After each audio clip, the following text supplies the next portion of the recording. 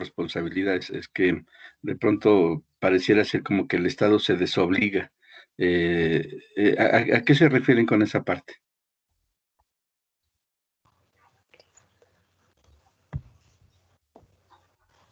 Ah,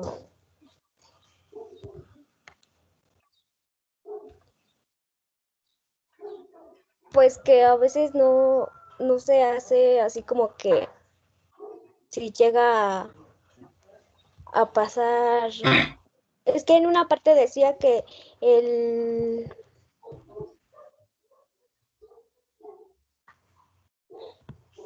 que el Estado no debe intervenir en la economía, entonces, bueno, según yo, a veces sí llega a pasar, pero no como que no se hace responsable. Bueno, en realidad no es que el Estado eluda sus responsabilidades. En realidad lo que exige el neoliberalismo es el hecho de que el Estado deje de regular el mercado. ¿Sí? Es decir, que no ponga taxaciones, que elimine o reduzca impuestos, por ejemplo, en esta cuestión de los aranceles, ¿no? Lo que hicieron durante la época de 1990 hasta la fecha con los llamados tratados de libre comercio, firmados entre Estados Unidos, Canadá y México, y Europa por su lado, y los tigres asiáticos por el otro, y América Latina por el suyo propio. Lo que ellos hicieron fue a disminuir los aranceles para permitir un mayor flujo de mercancías, pero, pero no eludieron su responsabilidad. Lo que hicieron fue más bien legislar en torno a no regular sobre los principios de intercambio económico. En la idea del neoliberalismo, el Estado se reduce simplemente a dos cosas. Eh, no que eluda su responsabilidad, sino que ese sería su campo de atribuciones formales. Uno, administrar la vida pública, que para eso existe, ¿no? Y segundo, no regular la vida económica, pero de los mercados, de las instancias mercantiles, no la propia, no la administración del Estado como tal, sino dejar libertad a los agentes privados para que desarrollen sus mercancías. Sergio, te escuchamos. Bueno, estamos viendo lo del libre mercado, o como usted Así mencionó en es. los años 90, Ujú. vino este tratado principalmente con Estados Unidos y Canadá. Bueno, no sé si vayan a abarcar las desventajas en las cuales se pone, por ejemplo, el Estado de México en comparación a Estados Unidos y Canadá, por los apoyos que ellos reciben, y entonces se vuelve una competencia desleal porque ellos sí bajan costos de producción y aquí los productores mexicanos pues no pueden bajar sus costos porque no es igualitario el apoyo. Claro. Sí, lo que hacen ahí es que los estados tienen una diferenciación de su política proteccionista, mientras que a los países latinoamericanos se nos exige no proteger a nuestra propia producción. Los estados como fortalecidos como Estados Unidos o Canadá sí emiten al interior de sus países políticas de protección a sus propios procesos productivos. Entonces ahí hay una disparidad y hay obviamente una desventaja. Pero bueno, recuperando un poquito la idea que estoy tratando de clarificar, no es que el Estado eluda su responsabilidad, es que el Estado se reduce en sus responsabilidades a la administración pública, que implica dinero, por supuesto que implica mucho dinero. Por ejemplo, la cuestión de la educación, la cuestión de la salud, la cuestión de los apoyos al campo, etcétera, etcétera. Todo eso es parte de la responsabilidad del Estado, ¿sí? Pero el Estado no debería intervenir regulando, por ejemplo, los impuestos comerciales internacionales, no debería de intervenir en los procesos de importación-exportación, no debería de intervenir en los procesos de formación de grandes asociaciones de capital, no debería intervenir en la posibilidad de que el capital pudiera aprovechar por ejemplo, los recursos de las comunidades para poder llevárselos con los famosos proyectos neoextractivistas, etcétera, etcétera. ¿Sí? Pero sí hay una diferenciación entre la economía de Estado, la economía pública, que administra, digamos, el bienestar social, eso lo ponemos entrecomillado, y por el otro lado, la economía privada, ¿no? La empresa privada. Adelante, compañeros.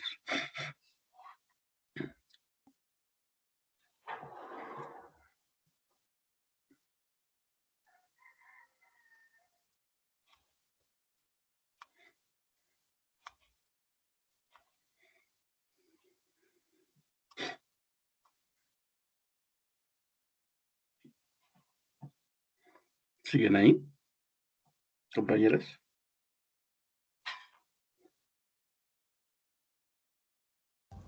Sí, profe, aquí seguimos, pero tenemos un poco de problema con el internet. Permítanos Sí, un segundo. muy bien. Por Sí, favor. muy bien.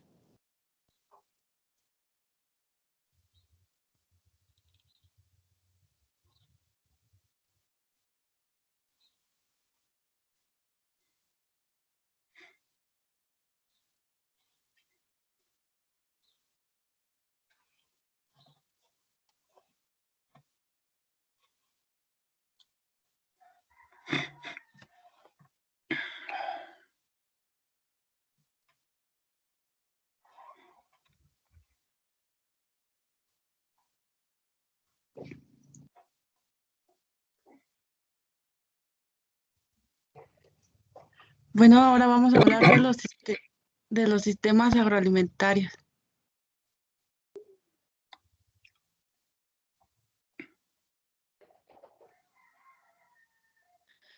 Bueno, los sistemas agroalimentarios son aquellas actividades relacionadas a la formación, distribución de los productos alimentarios.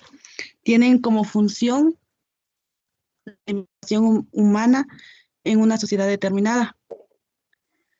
Una de las características que definen los sistemas agroalimentarios es la administración de empresas destinadas a la producción, transformación, turismo, gastronomía, crédito, comercialización, enseñanza, investigación e innovación tecnológica en torno a los productos identificados en un territorio.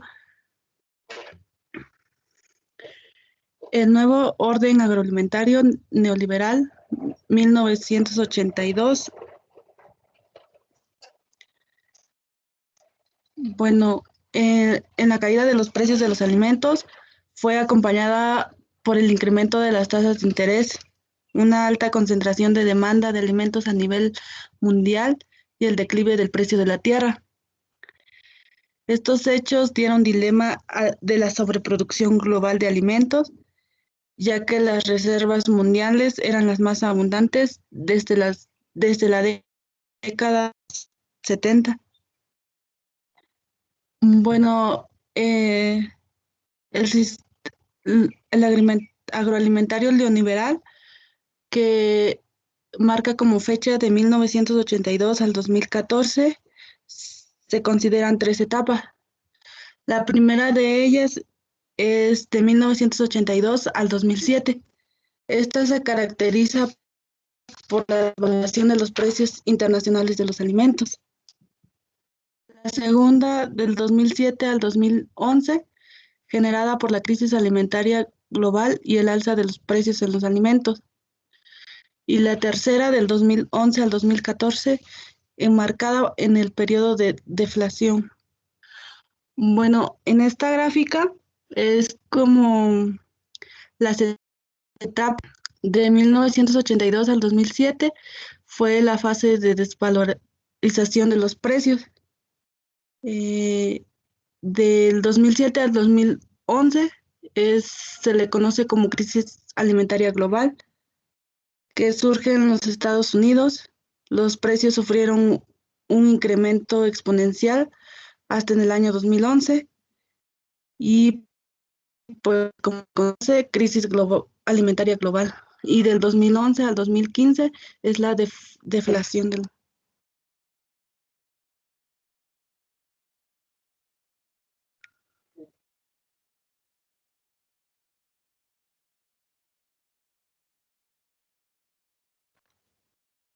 Algunos impactos del neoliberalismo en el sistema alimentario fue la exportación agrícola no tradicional. Tras el neoliberalismo, los agricultores comenzaron a cambiar su producción por el rentable mercado de exportación y con ello fueron transformando sus patrones tradicionales de producción. Y algunos cultivos, y en particular los llamados productos no tradicionales, bueno, estos productos fueron llamados no tradicionales porque eran mayormente nuevos productos exportables derivados de la horticultura, floricultura y fruticultura.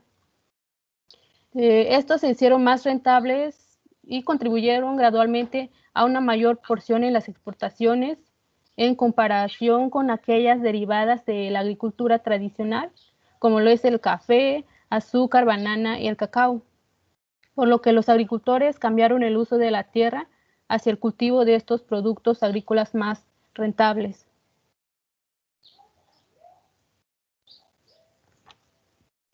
La siguiente, Mati.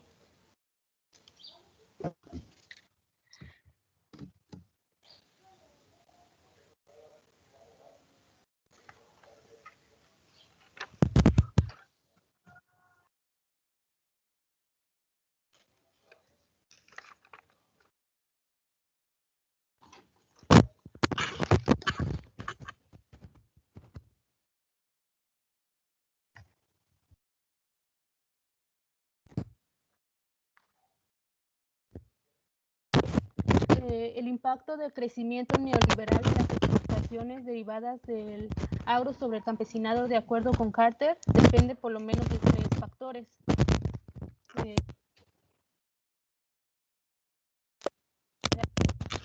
Es si las unidades de pequeña escala participan directamente en la producción de los productos de exportación y gozan de altos ingresos generados. La segunda es el efecto acceso a tierra. Es si la exportación de cultivos induce a un patrón de cambio estructural que sistemáticamente mejora o empeora el acceso de los pobres rurales a la tierra. Y como tercer factor es el efecto de absorción de mano de obra. Es si la exportación agrícola absorbe más o menos de la mano de obra de los campesinos sin tierra y de los pequeños productores agrícolas a tiempo parcial. Mientras que en algunas instancias particulares los agricultores campesinos se beneficiaron del boom agroexportador, las políticas neoliberales generalmente fortalecieron el desarrollo de los agricultores capitalistas. Así estos agricultores capitalistas han cosechado los beneficios de este negocio, teniendo la habilidad y los recursos para ajustarse relativamente rápido al comercio neoliberal y a las políticas de reforma macroeconómicas. Y mientras que para los productores campesinos el mercado de exportación es usualmente muy arriesgado y los requerimientos de inversión son muy costosos. La siguiente.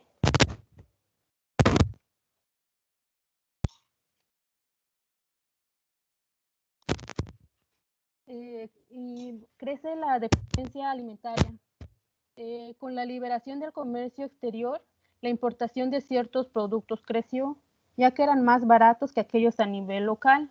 De ahí que los agricultores reducen o detienen el cultivo de aquellos productos que se habían vuelto menos rentables, incluso no rentables, debido a la competencia extranjera. La siguiente.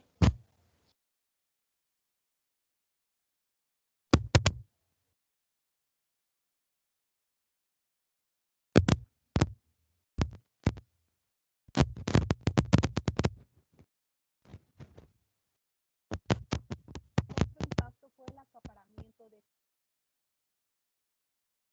la crisis alimentaria, que llevó a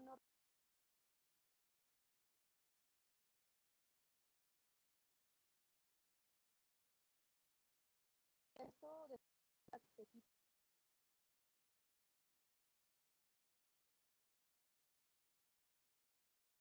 para inversión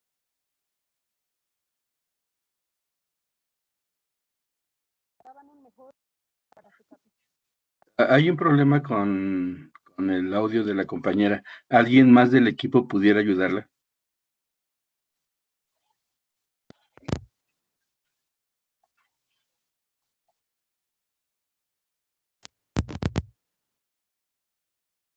Corea del Sur.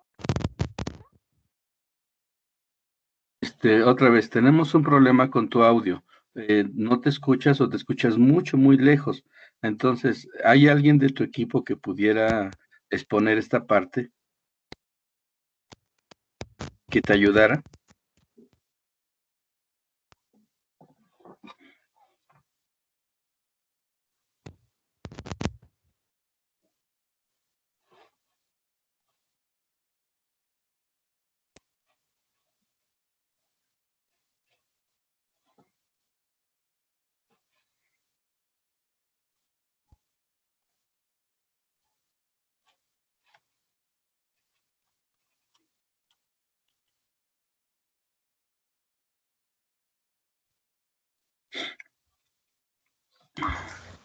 Bueno, en el acaparamiento de la tierra, la inversión mundial en tierra recibió un importante impulso como consecuencia en la crisis alimentaria de 2007 a 2008. Ahora sí me escuchan.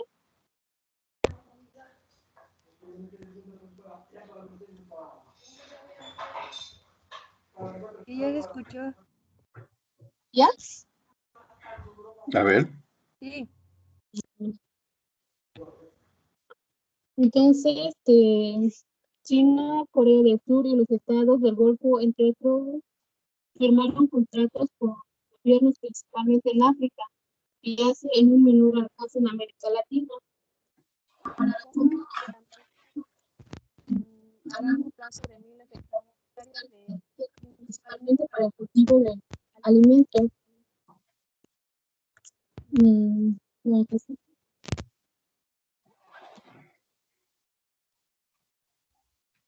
De algunos sectores de las inversiones a gran escala tienen que inversión proporciona nuevos empleos y oportunidades de ingresos para los trabajadores rurales y además que es una fuente de ingreso para el gobierno a través de pago de una renta por el arriendo a largo plazo de la tierra y por el pago de impuestos. La que sigue.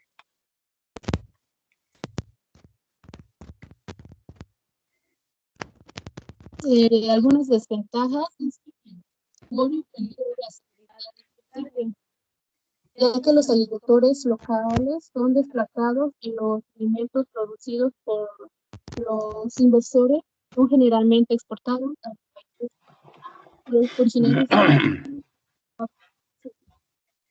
No, Y no, sigue sin escuchar. A ver, otra vez, insisto, no te estamos escuchando bien.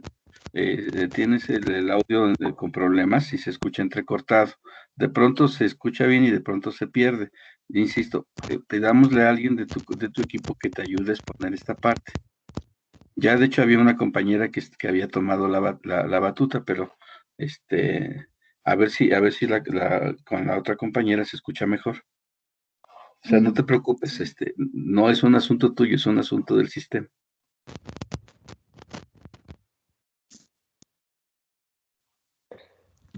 Desventajas.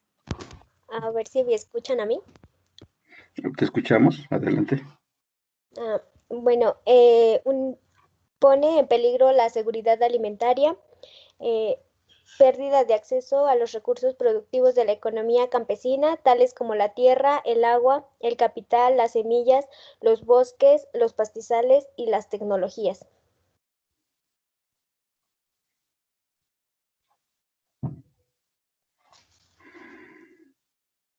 La impugnación a las políticas neoliberales. Vía Campesina se ha convertido en el más grande y activo movimiento mundial de campesinos, juntando organizaciones rurales del sur y del norte, el cual percibe el neoliberalismo como una amenaza estratégica para las vidas y el sustento de muchos campesinos sin tierra o con poca tierra, y los trabajadores asalariados y pequeños agricultores en los países del sur y del norte.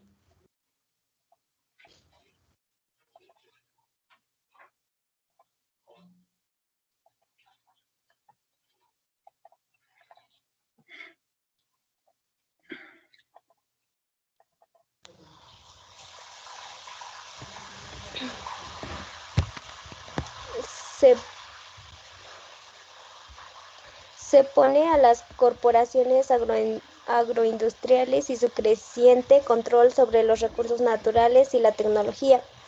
Promueve la agricultura campesina y familiar, la agricultura ecológica y sustentable, los mercados locales, la cooperación, solidaridad y derechos humanos para la gente del campo, y propone la soberanía alimentaria.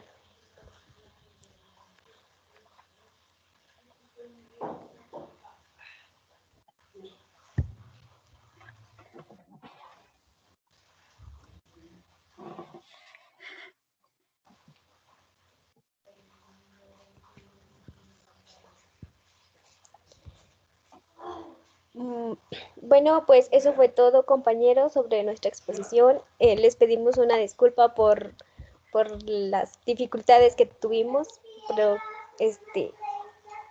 se nos fue el internet y pues ya saben cómo es esto. No sé si tengan alguna pregunta.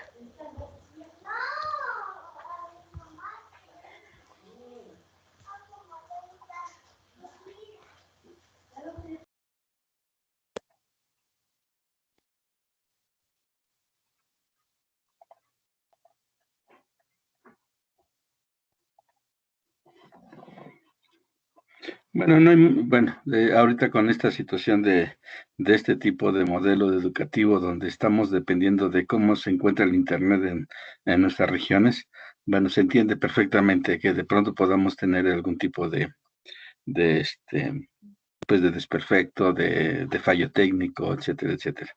Este, entonces, bueno, eso creo que no está ni en cuestionamiento ni afecta absolutamente nada, por lo menos de mi parte. Vamos a escuchar las preguntas, por favor. Había un comentario hace rato que fue interesante con respecto al problema del comercio mundial y el problema de los acuerdos comerciales, porque una de las cosas que va a caracterizar a este neoliberalismo va a ser su intento por controlar prácticamente todos los momentos de la cadena, de la cadena de producción de alimentos. Es decir, desde el mismo proceso de alimentación, de producción de los alimentos, la siembra, la cosecha, la fertilización, los pesticidas, la producción de semillas específicamente, hasta el consumo mismo. Y precisamente lo que vamos nosotros a encontrar es un total empoderamiento de las corporaciones transnacionales a este largo proceso de la cadena de producción de alimentos. Y esto va a estallar en un momento histórico, precisamente en la época de los 90, en 1994, cuando en el intento de controlar toda esta cadena de la producción de alimentos, la firma de los tratados comerciales van a aperturar además mercados internacionales de consumo. Y obviamente esto nos va a traer fenómenos muy interesantes, no solamente en términos de la apertura comercial, no solamente en términos de lo que la gente normalmente le llama el mercado global o la globalización, sino en términos de cómo este neoliberalismo va a empezar a afectar los sistemas agroalimentarios, porque básicamente ese es el sentido de muchos de los acuerdos y muchos de los capítulos del Tratado de Libre Comercio, por ejemplo, entre México, Canadá y Estados Unidos. Pero bueno, a ver, los escuchamos, compañeros, preguntas.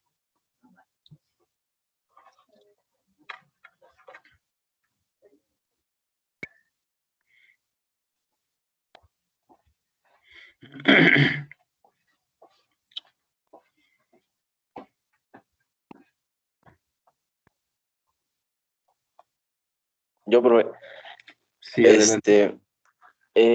habían mencionado que el sector agroalimentario neoliberal había comenzado en el 82 al 2014. ¿Saben qué pasó después de esa fecha, del 2014?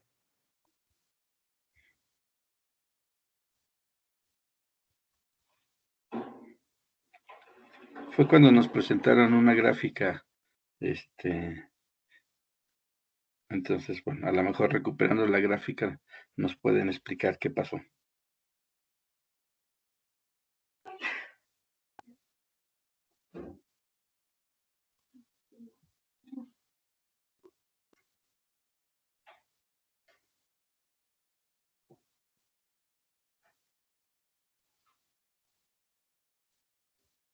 ¿Equipo? La pregunta es para ustedes, ¿equipo? Ahí está, esa es la gráfica.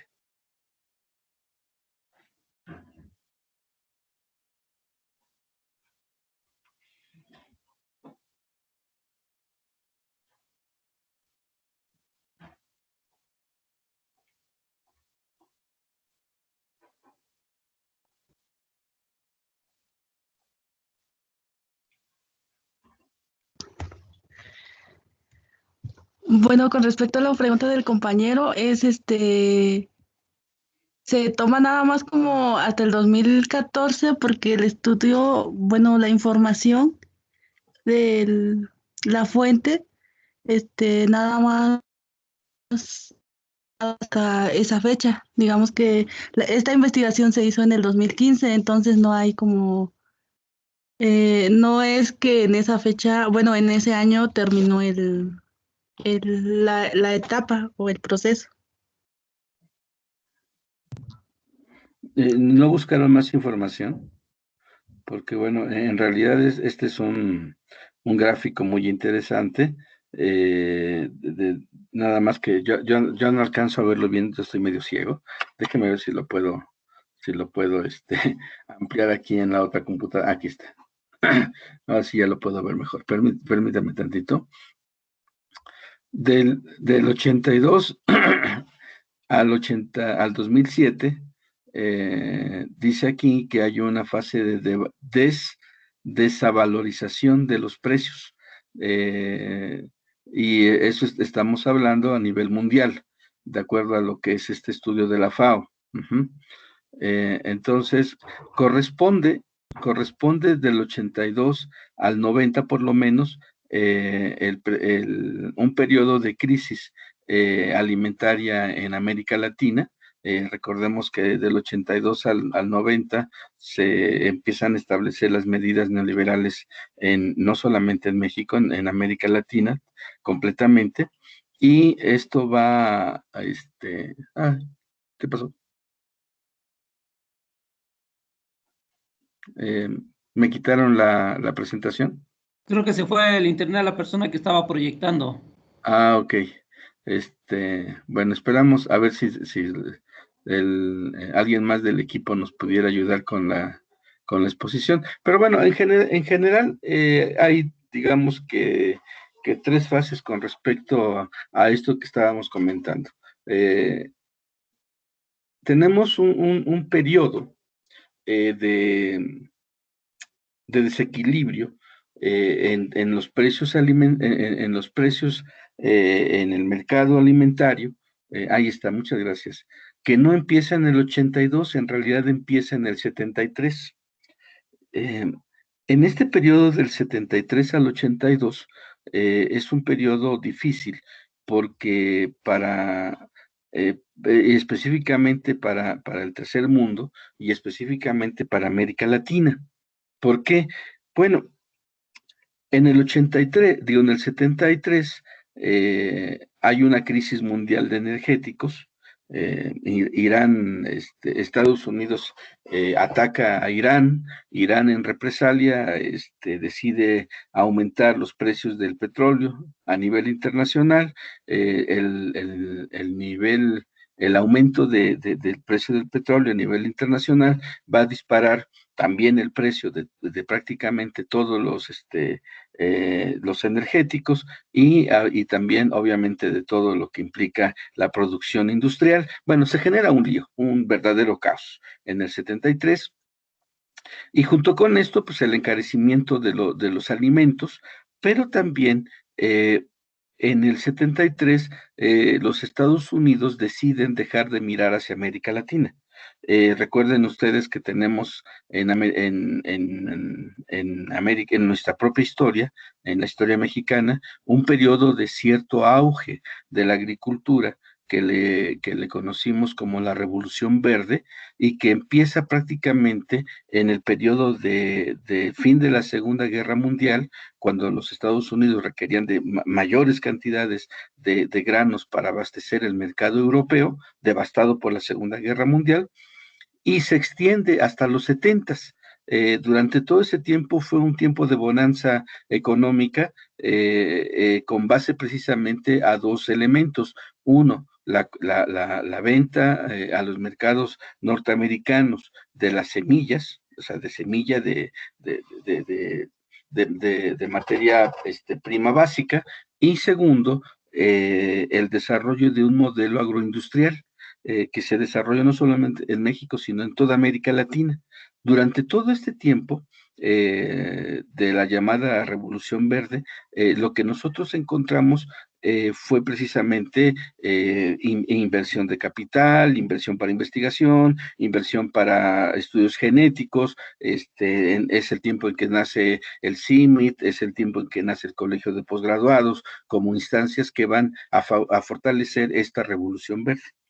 Pero en 1973 Europa ya no está comprando alimentos de manera masiva a los Estados Unidos y entonces Estados Unidos abandona la estrategia, esa estrategia de sustitución de importaciones la va a abandonar para reconvertirla. Y entonces Estados Unidos empieza a buscar ya no la venta de todos estos productos alimentarios, sino lo que empieza a hacer es a exportar capitales. Y la exportación de los capitales pues, le resulta un mejor negocio. En la época de los 80s, ya tenemos una especie de fortalecimiento de lo que son las corporaciones transnacionales a nivel mundial. Son ellas las que van a operativizar esta transformación, esta transformación, digamos, económica, y van a ser ellas las que van a operativizar la necesidad de la apertura de mercados, lo cual implica la reducción de políticas arancelarias o de la intervención del Estado regulando esos impuestos y esos procesos. A partir de los 80s, de algún modo, podríamos decirlo, triunfa el impulso que estas corporaciones van a generar para la apertura de los mercados. Es en este periodo cuando ya podemos hablar, ahora sí, ya no simplemente como una teoría, sino como una práctica económica del modelo de acumulación neoliberal. Este modelo de acumulación neoliberal, pues ya fue tratado en la primera parte de esta exposición y también fue tocado con el equipo anterior. Entonces, podemos ya más o menos entender que a partir de 1980 se empieza a generar una especie de, digamos, de readecuación del modelo de acumulación de capital y también un largo modelo que va a empezar a buscar la apertura de las fronteras comerciales y la firma de acuerdos comerciales. De hecho, déjenme comentarles así rápidamente que en 1988, cuando Salinas de Gortari llega al poder, inmediatamente él se anuncia que se empiezan a firmar, se empiezan a estudiar, entrar al Tratado de Libre Comercio con Estados Unidos y Canadá.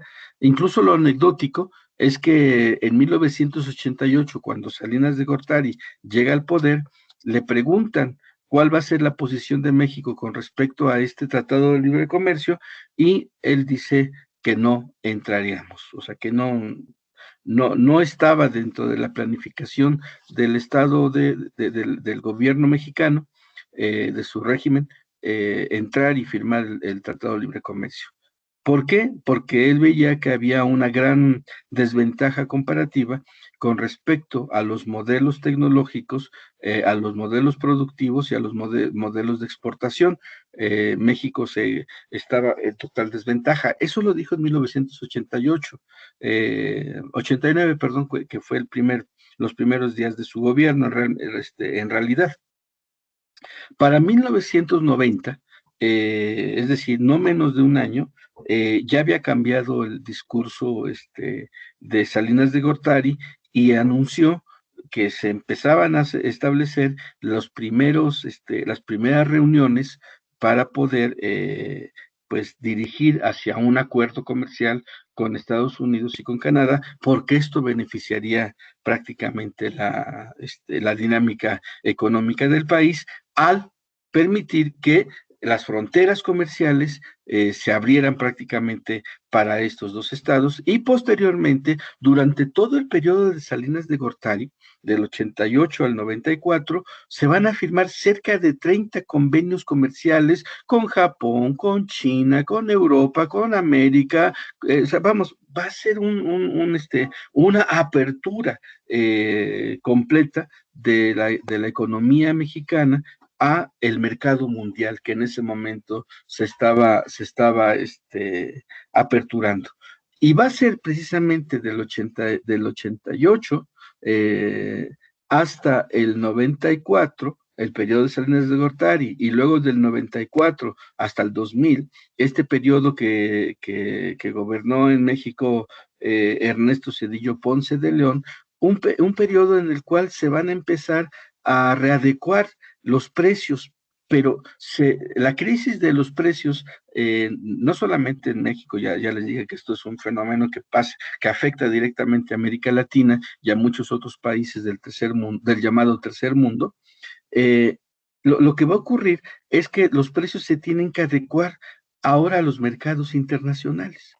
Y en esa adecuación de los mercados internacionales se dan procesos esto que aquí en la gráfica se muestra como fase de desvalorización de los precios, precisamente porque prácticamente todos los países, sobre todo los países latinoamericanos y entre ellos México, tuvieron que quitar sus políticas de protección. No así los Estados Unidos, no así Canadá, no así Alemania en el caso europeo, porque finalmente sus condiciones económicas les permitían favorecer políticas de protección a la producción de alimentos interna. Pero todos los demás países, incluyéndonos, tuvimos que adecuar los precios de los alimentos al mercado internacional. Y en el mercado internacional, precisamente por la gran masa de alimentos que circulan en ese mercado, los precios son más bajos. Entonces, imagínense lo que va a ocurrir con el precio del maíz, nuestro maravilloso maíz, que tiene que competir ahora con el nefasto amarillo blanco norteamericano, que va dirigido hacia los alimentos animales, pues entra en total desventaja, y se tiene que adecuar además a esos precios. Entonces, esto es un proceso larguísimo y es un proceso muy interesante, porque finalmente, al tratar de adaptar los precios de los alimentos a los mercados internacionales, pues se genera este fenómeno que estamos ahorita visualizando. Esto, por supuesto, va a decantar en varias cosas. Aquí en la gráfica vemos la crisis alimentaria global, que va de 2007 a 2011. Curiosamente, es el periodo no solamente de la crisis alimentaria global. En esta gráfica tendríamos que poner que del 2007 al 2009, por lo menos, se generó una crisis financiera internacional del capitalismo. Eso a ustedes ya les tocó vivirla, aunque eran ustedes muy niños, pero esta crisis del 2007, 2008, más o menos se equipara a la crisis de 1929. Las razones son semejantes, los efectos son semejantes y por supuesto que esta crisis internacional del capital va a afectar a todas las áreas productivas, incluyendo precisamente el de la producción de alimentos. Entonces, es un periodo largo donde imagínense, en el intento por adecuar los precios de los alimentos nacionales a los mercados internacionales, ahí vino un trancazo para los países latinoamericanos, incluyendo México, y después la crisis financiera del 2007, pues va a afectar todos los sistemas de producción alimentarios. Entonces tenemos ahí otro punto álgido, donde pues, obviamente el índice de precios se va a ir hacia el cielo cuando hablamos obviamente de los mercados internacionales. Si el precio del maíz a nivel internacional, supongamos, estaba en una línea de los $20, por poner un ejemplo, la tonelada, de pronto para la época de 2006 en adelante llegó a subir hasta 35 y entonces pues, nos encontramos ahí con una disparidad y una mayor desventaja de los precios de la producción de alimentos a nivel nacional, que ya no eran competitivos a nivel internacional, ¿no? Y bueno, ¿qué va a ocurrir del 2015 en adelante? Bueno, pues estamos viendo una transformación del modelo político y del modelo económico. A partir del 2016, cuando Inglaterra decide salirse de la Unión Europea, todo este modelo de libre mercado empieza a modificarse. Aunque parezca un evento aislado, el llamado Brexit, es decir, la salida de Bretaña de la Unión Europea, desató toda una tendencia a modelos de proteccionismo agropecuario. Entonces, si los países en ese momento estaban preocupados por aperturar sus fronteras comerciales y reducir los impuestos arancelarios para precisamente permitir la circulación de alimentos, mercancías, productos tecnológicos, todo en sus propios territorios. A partir del 2016 se empieza a ver una reconversión. El mercado obviamente sigue aperturado porque los acuerdos son legales y son formales, pero lo que en realidad empieza a ocurrir es que Alemania, Inglaterra, Estados Unidos, incluso 2017 llega Donald Trump, la política es cerrar las fronteras, es decir, cerrar las fronteras en el mundo de la economía significa aumenta los impuestos arancelarios. La apertura económica reduce los impuestos arancelarios.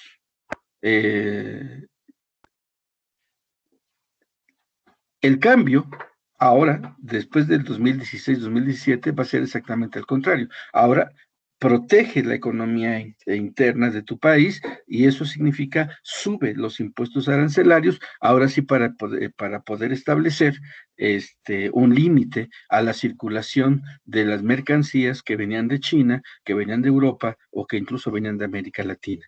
La posición de Estados Unidos, específicamente de Donald Trump, fue Estados Unidos para los estadounidenses, ¿no? Recuperar los elementos de la producción interna, del mercado interno, para poder desarrollar una economía que ya estaba, digamos, desgastada por la crisis del 2007-2008 y que tenía que empezar a buscar sus propios modelos de recuperación. Entonces, ahora ocurre exactamente lo contrario. Ahora vemos un periodo de desvalorización de los precios, pero ahora por otro sentido, ahora porque los mercados siguen igual los precios internacionales del mercado, pero ahora, digamos, afectados directamente por los impuestos de arancel que encarecen las mercancías y por supuesto también encarecen los alimentos. Y estamos otra vez en otro problema de competitividad frente al a las nuevas, digamos, transformaciones del modelo económico. Más o menos así yo podría explicar esta gráfica y esta pregunta que tú haces, compañero, ¿vale? Gracias, profe. Adelante, compañeros. Las preguntas son al equipo, yo solamente estoy de metiche.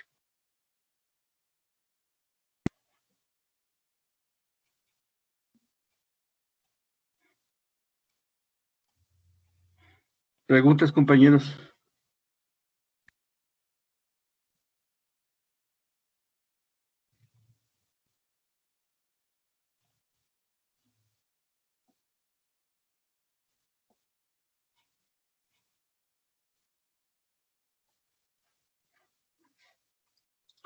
¿No las hay?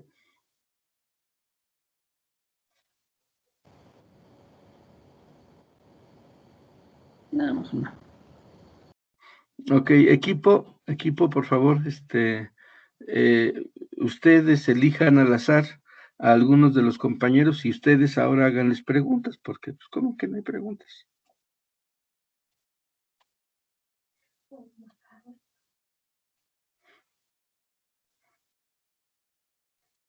Este es un tema muy complejo y no creo que no haya preguntas. Así es que equipo, por favor, ahora les toca a ustedes.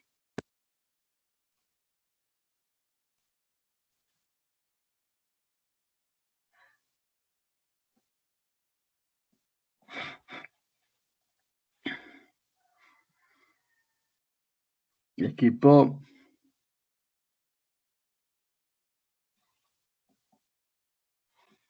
A ver. Matilde, ¿estás ahí? Matilde. Cecilia. Mari. Beatriz.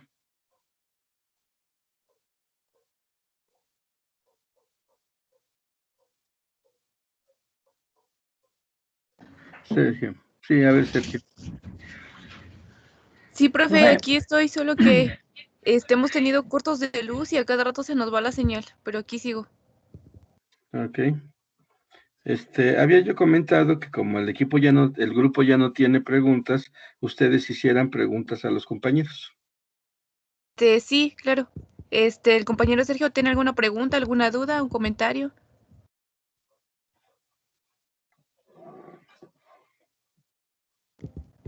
O que nos pueda dar su opinión Es una acerca de... especie como de Ajá. comentario. Lo que pasa es que yo me acuerdo que en el 94 sufrimos una crisis muy fuerte. Hubo una muy fuerte devaluación, que es cuando se cambian se eliminan los ceros. Ahí, o sea, yo no entendía todavía muy bien el impacto que tenía el Tratado de Libre Comercio. Y hasta la actualidad no entiendo muy bien cómo se siguen las políticas, porque ya cambiaron. O sea, de lo que se firmó en el periodo de Salinas, a lo que ahora que hubo el cambio con la salida de Trump. No sé cómo han cambiado las políticas. No sé si eso nos los podría explicar un poquito el profesor, que es el que está más informado.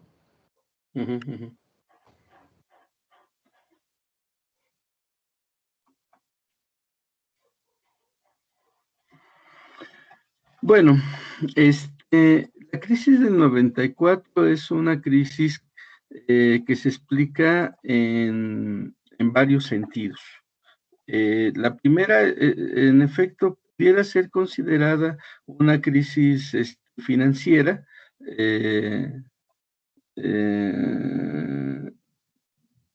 Ok. Fue una crisis financiera porque finalmente afecta directamente al precio internacional del peso frente al dólar y tiene que haber una devaluación para readecuar este precio internacional. Y entonces uno podría decir, bueno, fue una crisis financiera, ¿no? Pero la segunda lectura es que en realidad fue una crisis política, porque se deriva de de un posicionamiento que tuvo Carlos Salinas de Gortari con respecto a su régimen de gobierno. Salinas de Gortari, durante los 6 años que estuvo en el poder, se negó sistemáticamente a devaluar.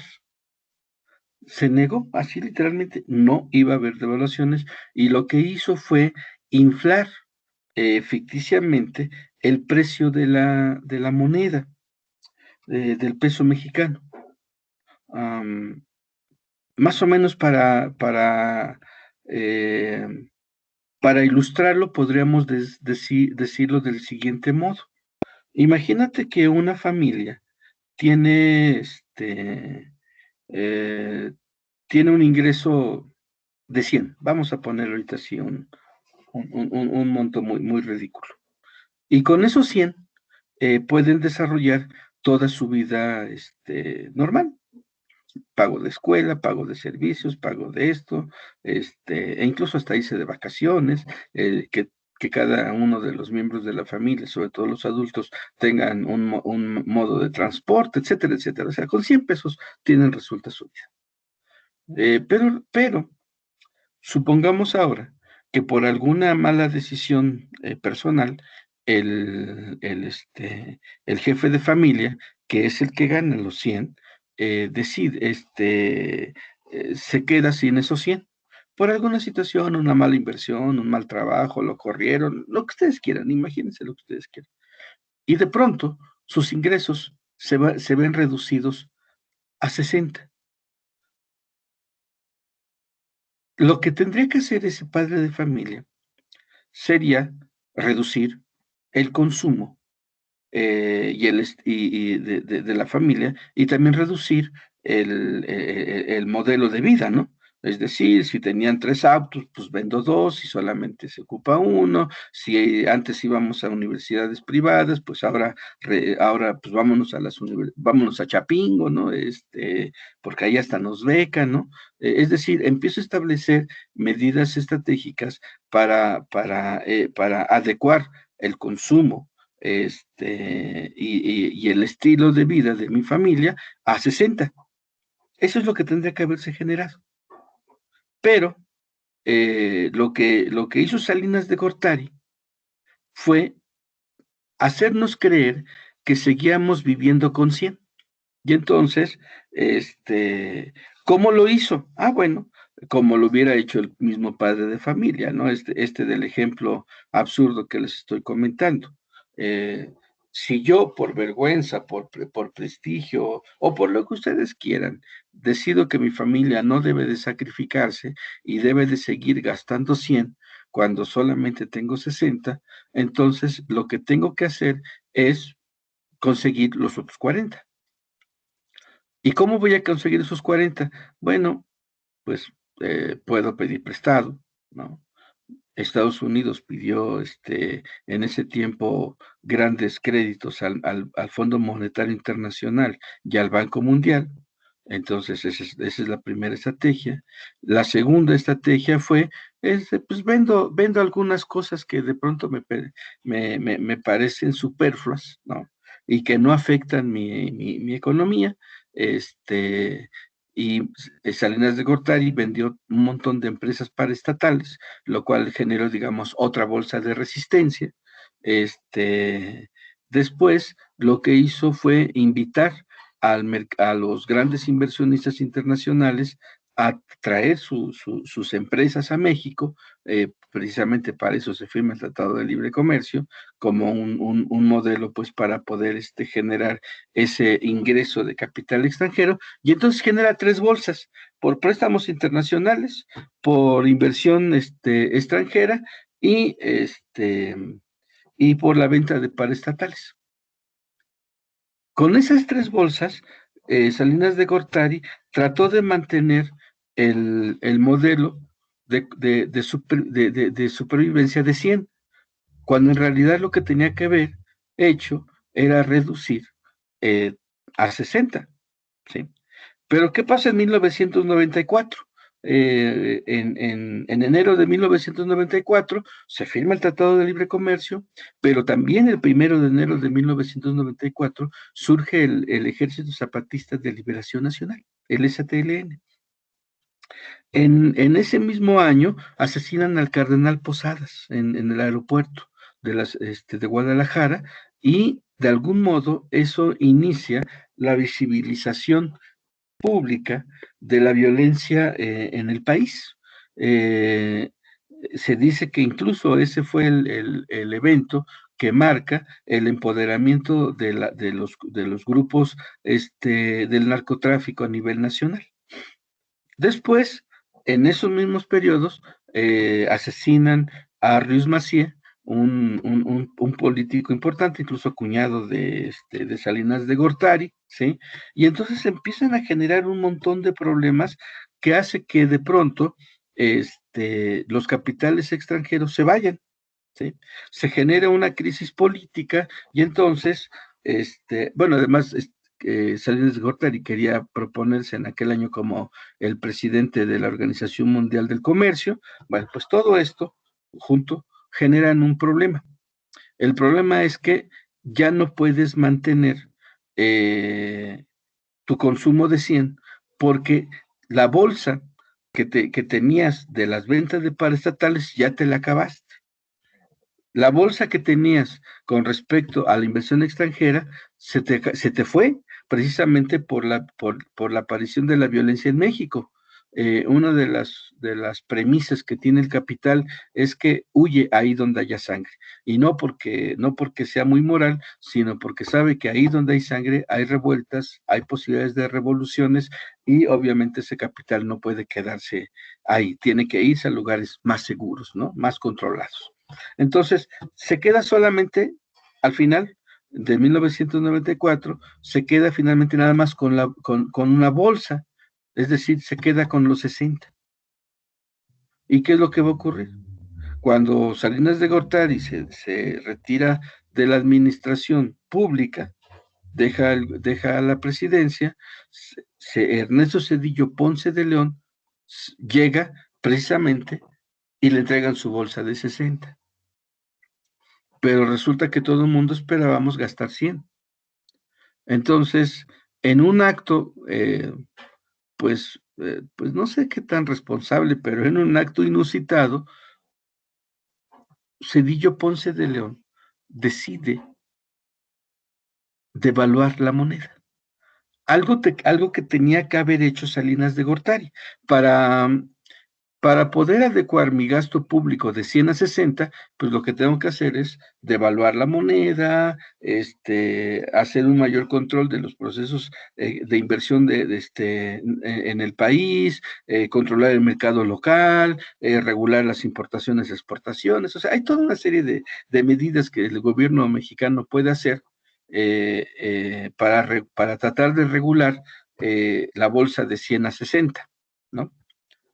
Pero les comento, Salinas de Gortari no lo hizo. Cuando llega en el 94 Zedillo, lo que hace es precisamente eso. Es decir, bueno, no puedo seguir gastando 100, ya no tengo ni la inversión extranjera, ni tengo lo que se vendió de las paraestatales. Y entonces, ¿qué demonios hago? Bueno, pues entonces devalúo. Y en el 94, esta crisis que tú refieres, precisamente se desprende de esa adecuación de la política pública con respecto precisamente al endeudamiento público, y además también con respecto a esta crisis política que México estaba viviendo en el año de 1994. Cuando se nos viene la devaluación, Salinas de Gortari se lava las manos diciendo que fue culpa de Zedillo, aduciendo a un error de diciembre. Ese error de diciembre jamás se ha especificado qué fue, pero, pero fue la forma de justificar de Salinas de Gortari, de que él no había sido el culpable, era un asunto de Zedillo. Zedillo trató de lavarse las manos, pero en realidad cuando uno lo piensa en términos de largo alcance, uno entiende que el gran culpable de la crisis del 94, una crisis financiera, por supuesto, que nos llevó incluso a tener que salvar los mercados. Ese fue el segundo, el primer error de la administración de Zedillo, a través del llamado FOBAPROA.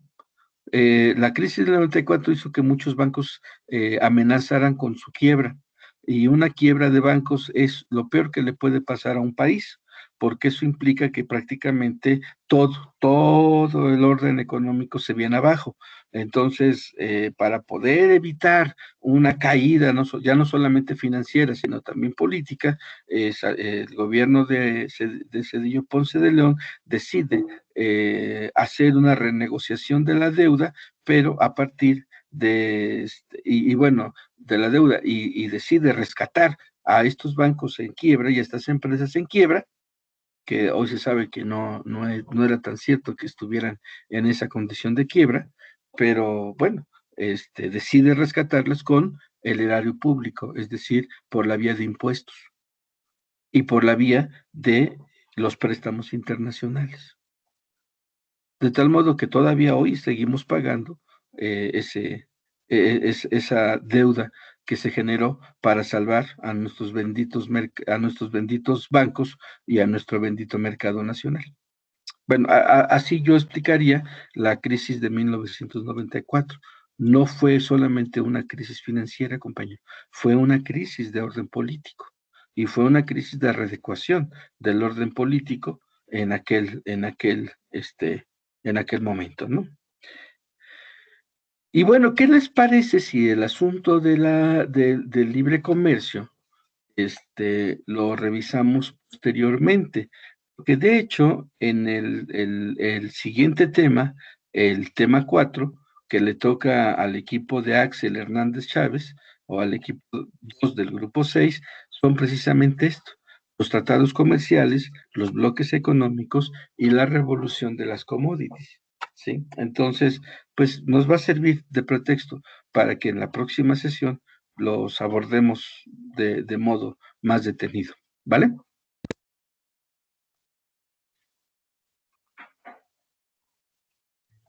Sí, profe, gracias.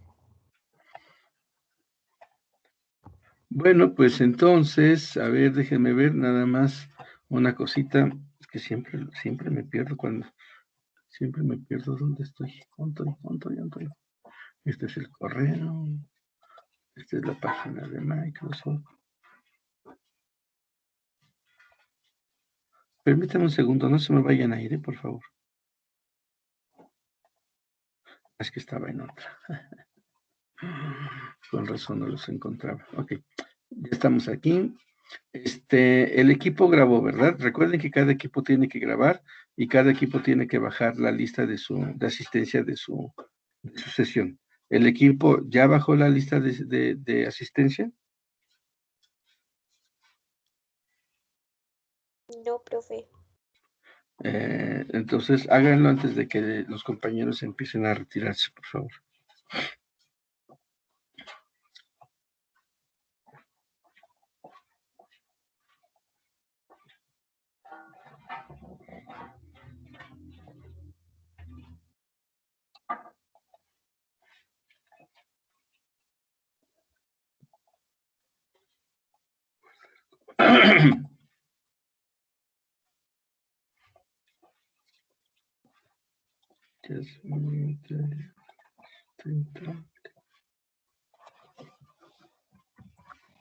Esta sesión 18 de febrero 2021.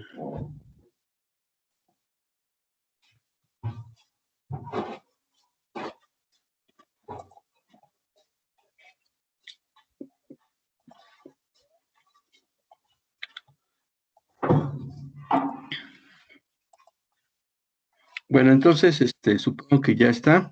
Nos vemos la próxima sesión, el próximo martes, con esta exposición sobre que abordará los tratados de libre comercio y la revolución de las commodities, que nos va a ayudar a entender cómo es que el capitalismo, y específicamente este modelo de acumulación, vuelve su mirada hacia los recursos naturales. Y de ahí, bueno, obviamente toda la bronca de la sustentabilidad. Pero bueno, lo checamos la próxima sesión. Cuídense mucho, tengan un buen jueves y un bonito fin de semana. Gracias, profe. Profe. Gracias, Profe. Sí, hasta pronto.